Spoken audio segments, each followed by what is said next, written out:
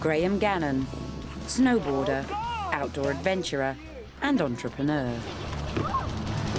I don't think I really chose this path specifically. I just set out doing the things that I really enjoyed doing, living my life the way I wanted to live, working with the people I wanted to work with. And somewhere down the line, somebody said to me, "You're an entrepreneur." And I said, "I don't think so." And they said, "Well, you're running your own business and you're doing something for yourself. That makes you an entrepreneur." And it was at that stage I sort of actually took on the title, I suppose, of an entrepreneur more to heart. And I just wanted the freedom and flexibility and the control to do what I wanted to do.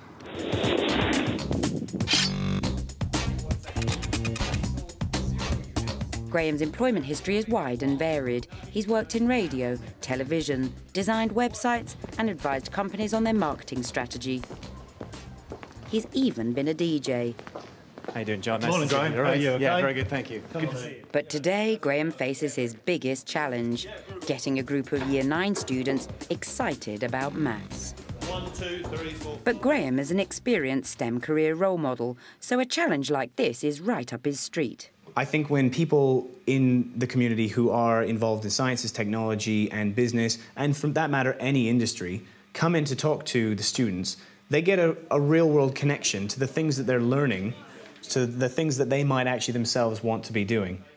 Maths teacher John also sees the benefit of these visits. I think to make math relevant in the real world, you need a range of activities, and obviously bringing people in from outside with external expertise is fantastic to be able to do that. Maths for me is about decision making, it's about logic, it's about looking at numbers and the decisions behind those numbers. It's not just about adding and subtracting and doing calculus or algebra. Those are important tools, but the real point of maths is to look at a problem and try and solve it. So today the problem, if you will, is to try and outcompete the other team. Interestingly, when I was in school, I didn't actually like my maths class. And the reason was, at the time, I couldn't see what the purpose of doing this the maths were. So, is this going to be a normal math lesson with 30 students? No, this is going to be a game with 5 teams, and there can only be one winner. Their task, to design, market and sell MP3 players. Each team starts with £10,000. The team that makes the most money wins. Can anybody give me a good definition of why you should put money into marketing? So it's easier to sell? What you're trying to do with marketing money is you're going to actually put away a bit of money that you can invest in trying to get your message across to people. The next thing is the sell price. What's that going to be? How much you're going to sell it for? Okay, would that be more or less than it costs you to make? More. Why? So you can make profit. Perfect. Round 1. Their first task is to come up with a team name. For some reason, fruit and vegetables are very popular. Pear, Peapod, and the French alternative to apple, de pomme. Can IP3 be successful? Or will Godzilla Inc. trample the competition? Well, we'll have to decide who our target market is first, won't we? I think we should go 15 to 35. But, yeah. The important thing is that you look at what other teams are selling them for. If every other team's selling them for 20 quid and yours are 15, I think a lot of people will buy yours because it's cheaper, even if it is not quite as good. So, how many can we get for 5,000 with selling at 30 quid? So we can buy about 310. Bringing maths into the class can be tricky for a STEM career role model, so a planning meeting beforehand is crucial. Can you then give me an overview of what the task actually involves? So what exactly are they going to be doing? So they're going to have a choice of several different options of how they can build this MP3 player. They can choose from maybe a different set of headphones, several different cases, and perhaps a different type of screen that they can have. So they'll have to figure out from their starting money, if we take out this for the stock, if we take out this for marketing, how much money have we actually got left, and then tweak those numbers. So there'll be a bit of discussion and a bit of working at the table. Yeah. Once that's done, they then take it to us, we'll enter into the system, and it'll spit out the data that they'll be able to see as fast as they can get it up to us and we can get it in, exactly what their numbers have done. With the figures back from the students and entered into Graham's business simulator, it will be only seconds before the teams find out how they did in round 1. You can see this chart here is going to be the percentage of the market. How much did the percentage of the total market did each of your teams sell? You see, de pomme, they got 22% of the market, so that's very good. Godzilla Incorporated got 25, Peapod 15, Pear 14, and IP3 22.3. So it's very interesting. This right here is actually your total cash that you made. What's interesting here is De Palm doesn't actually have the most amount of sales, but they made more money than Godzilla Inc. because they probably had a higher margin.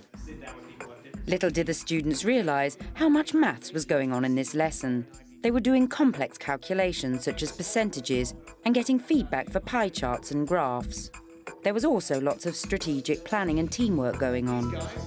And they were doing some quite difficult mathematics without actually realising it.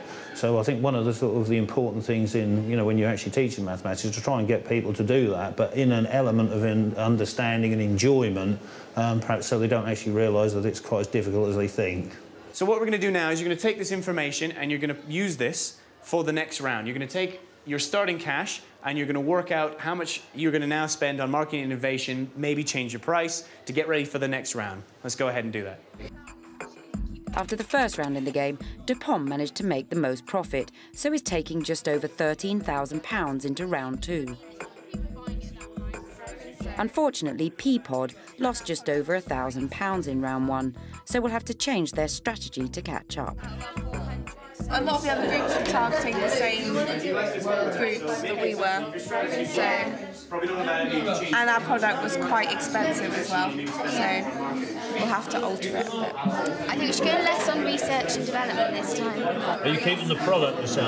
Yeah. Yes. Right. How much are we going to buy? I said 850, that'd leave us 3,200 to put in everything else. But I think maybe if we had like 800 stock, because we did sell 500 of our stock. I think financial education for students is an incredibly important thing that is often overlooked in the education system. Even if somebody doesn't run a business, they need to understand the basic idea of finance, the basic idea of where money comes from, what it's worth, and how they can make it work to make more money. The results are in. Did Peapod manage to turn it around? Or did De Palm make beaucoup de bénéfices? Interesting round. Looks like De Palm, very good, and Godzilla Inc., you guys have both actually increased your sales, as you can see, going up, and your market share has actually gone up as well. So good job, both of you guys. You guys had a bit of a rocky start. You're now actually into profit. You are actually more than the starting capital. However, Pear, something changed in this round. You are now, looks like, actually making a bit of a loss on this round again. So we'll have to see, maybe adjust your strategy for the final round here. It was great that they could actually put in their information, play around with it, and see the results immediately, which gave them, I think, a real sort of excitement and passion to get in there and try and do their best. I like maths lessons. Like, they are fun, but this is better because you do more sort of interactive stuff and it's more competitive. I learned about sort of like working as a team to get decisions made and trying to listen to everyone's thoughts and opinions. Graham likes travel, food, technology and comedy. He dislikes skinny jeans, intolerance and reality TV. For me, one of the best things about being an entrepreneur is the flexibility and the freedom to work on the projects that I want, work with the people that I want, and make my own schedule from day to day.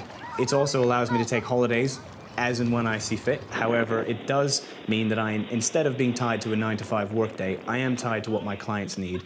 What this means is that essentially my work week could be 7 days a week, it could be 12 hours a day. However, the following week it could be 2 hours a day, 4 days a week. With one round of the game still to go, all is at stake.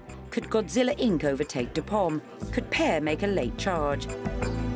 Did any of the teams make a loss? Well, we didn't do very well last round, so we need to change it. I think we should go down the product a bit, so not go for such expensive products. So we got the cheap headphones, the plastic case, and then a big screen. That costs £8.70, so we sell it at £19.97. Are you going to try and sell it for 100 quid? He was. So you've got two choices here, I think. One of them is you can keep your product as it is, as an expensive product, make sure you get a really big price and a good margin on it, buy very little stock, but spend all of your money on marketing and innovation. Yeah. That's one way. And the other way, of course, is to then drop your price down, reduce your margins, try and get it a bit more in line with everyone else and buy more stock and hope you can outsell people. 5 teams, but there could be only one winner. Would that be IP3 with their high price strategy? So let's have a look, starting with the first one. Oh no. They're fired. IP3. Guys, what happened? We took a gamble. You took a gamble. Just so everyone can see and hear what's actually happened, they sold 0 units and therefore made a loss of £9,000. What? You took a gamble. What did you do? Well, put the price up. How much was your price? £100. Halfway through, we decided to put it down to £45, but then We crunched some numbers. we realised that we'd actually be guaranteed a loss, so we thought we'd have to put the price back up to £100 to actually make any money, and we didn't sell a single one. Okay. But you took a gamble, so good for you for giving it a shot. After 3 rounds, Pear and Peapod have both made over 50% profit on their £10,000 starting money. But it was not enough to win. So would it be DePom that has been consistently strong throughout the game, or closest rivals Godzilla Inc. that would take down the prize? Okay, let's move on to Godzilla Incorporated Financial. And look at this, yet another one going up here. Good job. Just under £20,000, a very good return on the investment. What did you do different this round, if anything? We changed from normal headphones to cheap headphones. Okay, so you reduced the cost a little bit. And we put the price up as well. And you put the so you made a cheaper product and you increased the price. Yeah. So with my £10,000 that I gave you to start, you now have £19,167. And that brings us now to the final team, which is the Financial. Good work, guys. Once again, you've actually made, I think, the highest gross profit with 6,290. I can see you guys bought 1,000 units of stock, didn't you? You bought a lot more than I think a lot of other people did for this round, and you did sell them all. What did you do for this round that worked for you, because your profit's gone up again? Well, we kept our price the same. We got in more stock because we'd been selling it all when we got to 800, so we decided to put it up by another 200. All right, so congratulations to Team 1, who did definitely the best. And did the winning team get to go with Graham on his next snowboarding trip? No. Maths is not necessarily just about the actual calculations that you do. It is about making decisions and about making sure that your decisions match up with a strategy. So thank you very much, guys. This has been really great today. I hope you had fun. I think it went really well today. I had a great time. The students seemed to have a good time. They looked like they were really enjoying themselves. I think it was really good to watch them get stuck into the actual problem, play around with the numbers and see results immediately after. I really enjoyed today because it was so practical and we were like our own bosses. And I know we do a lot of this stuff in normal maths lessons, but it's good doing it something like a situation we would have in the real world. The unanimous response was that it was more fun than perhaps normal everyday lessons. And if you can find things that are in contact, there is a genuine enjoyment there. Often you sit and look at the book and think, when am I ever going to have to use this? And then actually doing something with business, it helps you understand more and enjoy it more. I think today what got me very excited and very interested was to see the students taking on board the challenge and really getting into it, listening to what other people were doing and trying to find the best way to actually make the most amount of money. Financial.